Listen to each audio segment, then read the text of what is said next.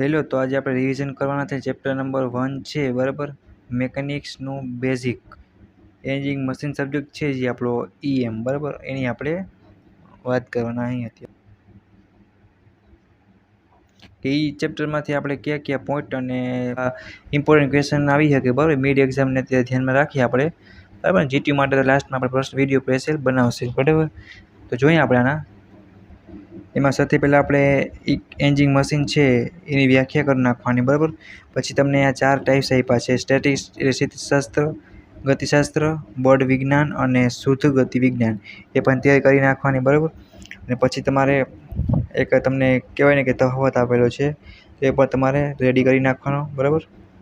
અને મેકેનિક્સના પાયાનો સિદ્ધાંત છે એમાં તમને 7 આપ્યા છે, બરાબર. તો એમાંથી કોઈ પણ એક તમને પૂછી શકે વ્યાખ્યા રૂપી અથવા કોઈ પણ રીતે, એટલે એ પણ જોઈ જવાનું. એમાં ન્યૂટનના ને બધા છે ખાસ, બરાબર. પછી 2 રાશિ આપી છે, અદિશ રાશિ અને સદિશ રાશિ, તો એ પણ જોઈ જવાની, બરાબર. એ પણ પૂછાય છે ઘણીવાર. મૂળભૂત એકમો તમે ફિઝિક્સમાં ભણી ગયા છો, બરાબર. તો એ પણ તમારે તૈયાર કરી નાખવાનું, એટલીસ્ટ છે શું, બરાબર. બીજી અમુક વ્યાખ્યા આપી છે, અવકાશ છે, સમય છે, એ પણ તમારે એકવાર તૈયાર કરી જવાની, બરાબર. તો ઘણીવાર ચેન્જ થાય પેપર તો કામ આવે વાંચી હોય તો.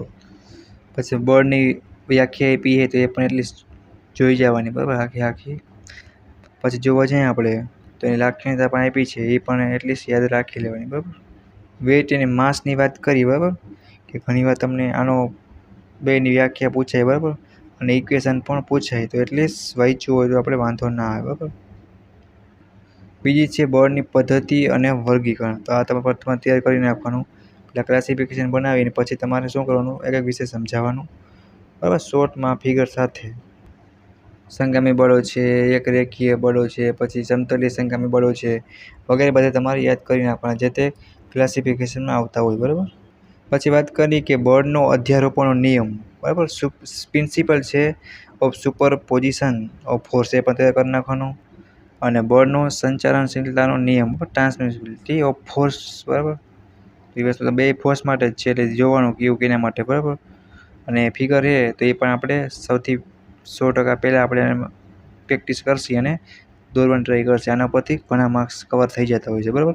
તો ચેપ્ટર 1 છે એમાં આટલા તમે કરી નાખશો એટલે તમારી મિડ એક્ઝામ હશે અથવા જીટીયુ હોય અથવા કોઈ પણ ઇમ્પોર્ટન્ટ ટેસ્ટ તમારી કોઈ પણ હોય, એમાં આ પ્રશ્ન આરામથી આવી જાય, બરાબર. અને સિમ્પલી કવર પણ થઈ જાય. રેડી. અને કાંઈ પણ ના સમજાય તો તમે કોમેન્ટ કરીને પૂછી શકો, તો પ્રશ્ન પણ પૂછી શકો છો, બરાબર. અને સબસ્ક્રાઈબ કરીને સપોર્ટ પણ કરો. આપણે ચેનલ નવી ચાલુ કરી છે, બરાબર. જો તમારો સપોર્ટ ને સહકાર રહેશે તો આપણે ઘણા આગળ વધશી અને તમારા માટે બને એટલું આઈએમપી મટીરિયલ ફ્રીમાં બનાવતા રહેશે, બરાબર.